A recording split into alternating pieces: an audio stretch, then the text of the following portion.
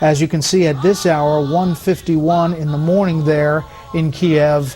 It is continuing. We're back with the panel.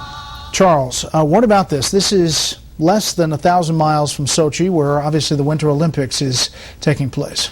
And this is sort of the epicenter of the struggle between Russia and Europe over the most important state lying between them, Ukraine, which is in part Russian-speaking, in part the tie to the Russian economy, but largely Western-oriented. And the demonstrators are the ones who are extremely upset that a deal between Ukraine and the EU, which was supposed to have been concluded a couple of months ago, was all of a sudden withdrawn.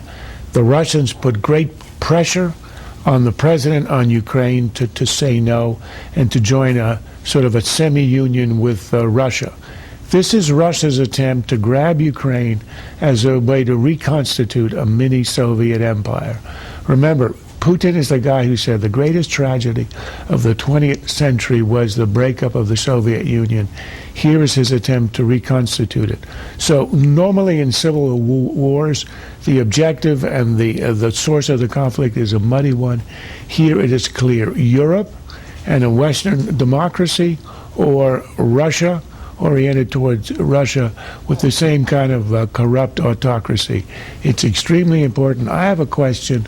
Why is it Biden on the phone and not Obama? The stakes could not be higher on the fate of that part of Eastern Europe.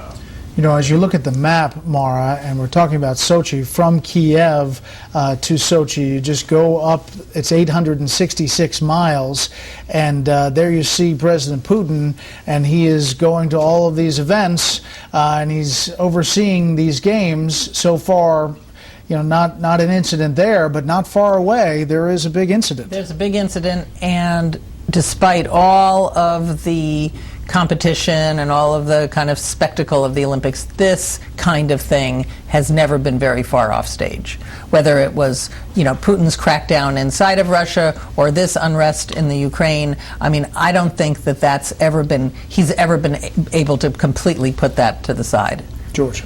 Well, Lenin and Stalin were forever worrying about what they called the nationalities question. Because in theory, the workers had no fatherland, they were going to be communists. But the nationalities persisted.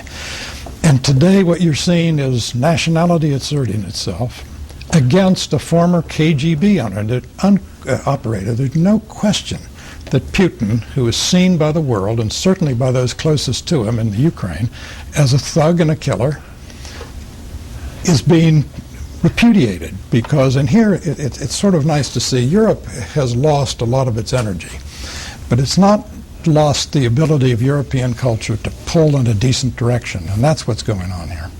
And where does this go? I mean, obviously Russia pushes back. Well, it's not going to push hard until after Sunday night. So the Ukrainian, I mean, look, one of the reasons that there's all the fire on the screen that we can see is because Putin just a day or so ago released a huge amount of aid. And then all of a sudden, the next day, you get a crackdown of police on demonstrators who've been out there since, I think, October or November. It could be a coincidence, but it's a hell of a coincidence. It is clear that the one who's pulling the strings is Putin. He won't step in an open way until after the Olympics. He doesn't want to embarrass himself. But I think there's been a lot of weakness on the part of the European Union. It could have competed in the economic arena with a small amount of cash. It would have had a huge influence. And where is Obama? 10 years ago, during the Orange Revolution, a similar one, the United States spoke out unequivocally on behalf of those in the street. And the United States today is equivocal and quiet and timid. It's a terrible mistake. Quickly, Mara, is there a pullback on foreign policy, do you think, from this White House? In general, well, there's certainly a pullback on the part of the American people. They just don't want to be involved in any more wars. That's different than exerting our diplomatic muscle. And as a matter of fact, Victoria Nuland got into trouble when she tried to do just that.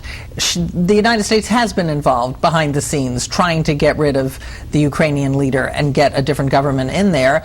And the widely held assumption is that Putin, the Russians, leaked that conversation of her and the ambassador talking. That is it for the panel, but stay tuned for a lesson in snow removal.